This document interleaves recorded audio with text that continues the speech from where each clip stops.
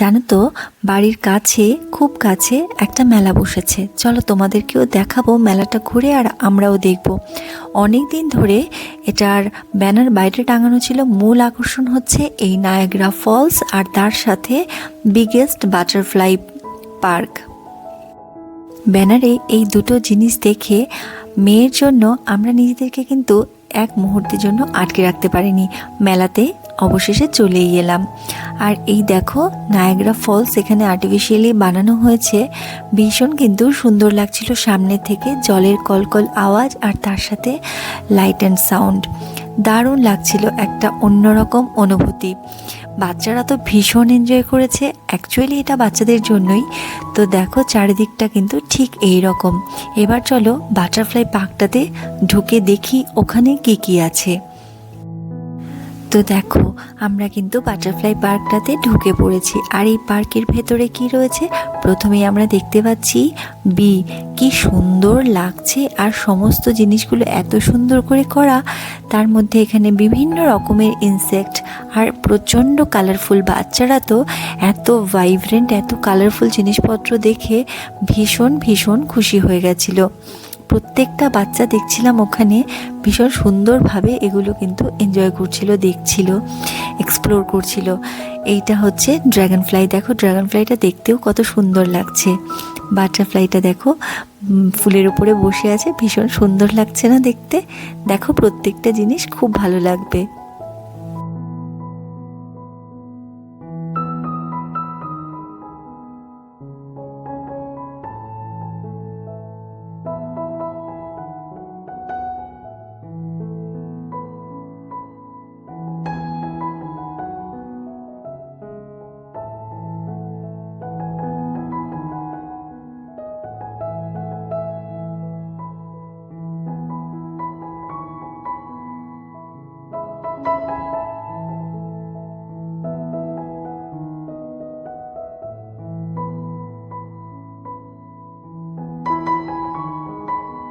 আমার তো সবগুলো জিনিসের মধ্যে এই ড্রাগন ফ্লাইটা ভীষণ ভালো লেগেছে।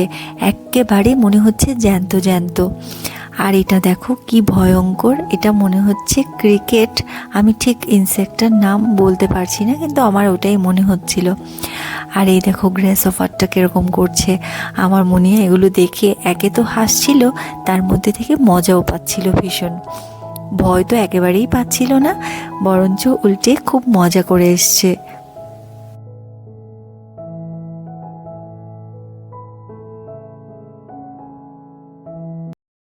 সত্যি কথা বলতে এই বাটারফ্লাই পার্কটা কিন্তু বাচ্চা বড় সবার কাছেই খুব মজার ছিল।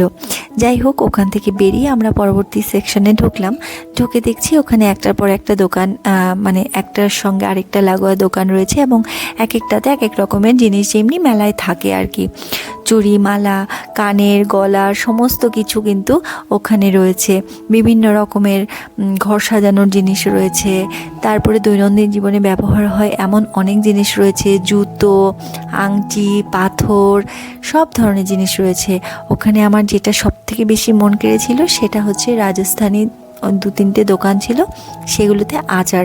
রাজস্থানীদের আচার আমার ভীষণ ভালো লাগে, কারণ আমার বাড়ির পাশেই একজন রাজস্থানী রয়েছে, আমারই ফ্রেন্ড। সে মাঝে মাঝেই বিভিন্ন রকমের আচার বানায়। আর ওই রাজস্থানী ফ্রেন্ডরা ওরা বলে যে ওদের আচার ছাড়া চলেই না। রুটি হোক বা, ওরা রুটিটাই বেশি খায়, রুটি হোক বা কখনো যদি রাইসও খায়, তাহলে এই যে এই ধরনের আচার কিন্তু ওদের মাস্ট।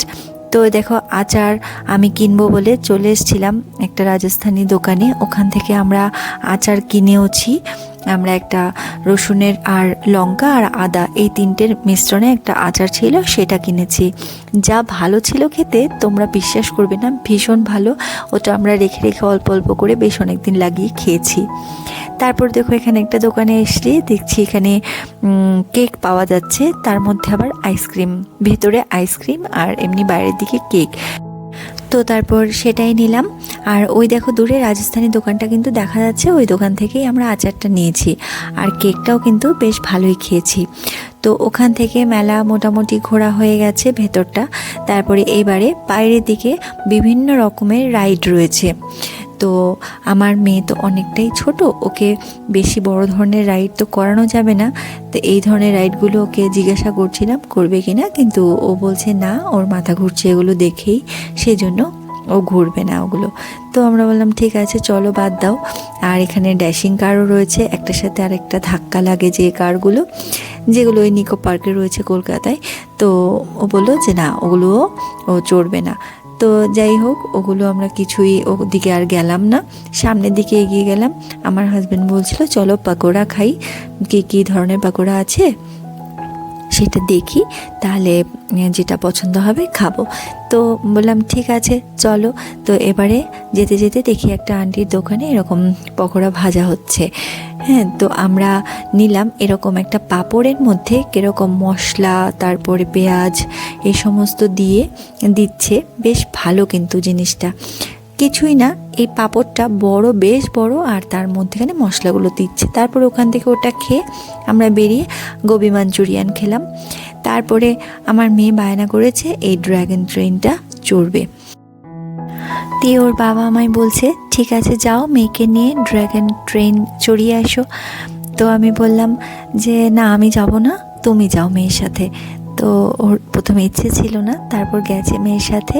ওই দেখতেই পাচ্ছ সামনের দিকে বসেছে, আর মেয়ে তো ভীষণ খুশি, ড্র্যাগন ট্রেন চড়ছে। আর 2বার না 3বার রাউন্ড দেয় ওটা, দিয়ে শেষ হয়ে গেছে যখন। মেয়ের তো খুব দুঃখ, এত তাড়াতাড়ি কেন শেষ হয়ে গেল। ওই যে দেখতে পাচ্ছ টাটা করছে। জানো তো, যখন বাবার বাড়িতে ছিলাম এই ড্র্যাগন ট্রেন আমি ওকে বহুবার চড়িয়েছি, কম করেও 3 থেকে 4 বার তো হবেই। বিভিন্ন মেলায় গেছি আর এই ট্রেনটা চড়েছে। এতবার ড্র্যাগন ট্রেন চড়েও আমার মেয়ের এর উপর থেকে মোহ কাটে না। আমার মনে হয় মেয়ের এই ট্রেনের প্রতি একটা আলাদাই ভালো লাগা রয়েছে। যাই হোক, ট্রেন চড়া তো হয়ে গেল, এবার আমরা বাড়ির পথে রওনা দেব। তো তার আগে আমরা দেখে নেব কি কি আরও রাইড রয়েছে, কিন্তু আমরা আর কিছুই চড়বো না, আর আমি তো চড়বই না। ওই দেখো নাগরদোলাটা দেখা যাচ্ছে। কাদের কাদের তোমাদের ছোট্টবেলায় নাগরদোলা চড়ার স্মৃতি মনে পড়ছে? আমার তো ভীষণ মনে পড়ছে। যাই হোক, এখানে আরও ছোট বাচ্চাদের অনেক রাইড ছিল, কিন্তু আমার মেয়ে আর বায়না করেনি, ওর পছন্দের জিনিস ওর চড়া হয়ে গেছে, ব্যাস হয়ে গেল। রাত তখন মোটামুটি 9টা কি 9:30 হবে। আমাদের মেলা ঘোরা হয়ে গেছে, এবার আমরা বাড়িতে চলে যাব। কিন্তু দেখছি তখনও মেলায় বেশ বেশ ভালো রকমের ভিড় রয়েছে, আর প্রচুর খাবার দাবারের এখানে কিন্তু ব্যবস্থাও ছিল। জানো তো, এখন মেলায় গেলে শুধু মনে হয় সেই ছোটোবেলায় বাবা মায়ের হাত ধরে মেলায় যেতাম আর বায়না করতাম, বাবা এটা কিনে দাও, ওটা কিনে দাও, সেটা কিনে দাও। আর এখন নিজের বাচ্চার সাথে মেলায় গিয়ে বাচ্চার সাথে সাথে নিজের শৈশবটাকেও যেন আবার নতুন করে উপলব্ধি করতে পারি, বা ওটাকে অনুভব করতে পারি, মজা করতে পারি। যাই হোক, আমাদের মেলা ঘোরা এখানেই শেষ হয়ে গেল। কেমন লাগলো ভিডিওটা জানিও। দেখা হবে তোমাদের সাথে খুব শিগগিরই।